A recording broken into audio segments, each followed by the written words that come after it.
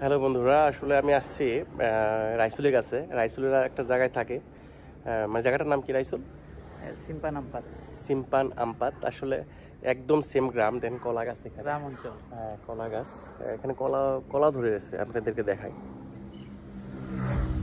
দেখেন, এটা হচ্ছে কলা গাছ, কলা ধরে রয়েছে।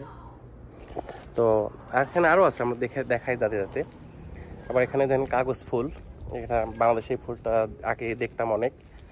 তো কাগজ ফুল এটা, মানে এই জায়গার ভিউটা আমার ভালো লাগলো, বিধায় ভাবলাম যে রাইসুলকে নিয়ে একটু ভিডিও বানাই, সবাইকে দেখাই। হয়তো বা অনেকে মিস করবেন জায়গাটা।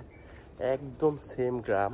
আর এখানে প্রচুর মানে গাছপালা, মানে আমরা গ্রামে থাকতে যেগুলো গাছপালা দেখতাম, গ্রাম অঞ্চল সেম মানে এরকম মালয়েশিয়ার গাছপালা। গ্রাম। আর ছোট ছোট ঘর বাড়ি সব। রাইসুলেরা এখানে থাকে, এটা রুম রাইসুলের। রুম। এটা রুম। আর এই তো মানে আমার খুব ভালো লাগলো, তাই ভাবলাম যে আসলে একটু ভিডিও করে সবাইকে শেয়ার করি।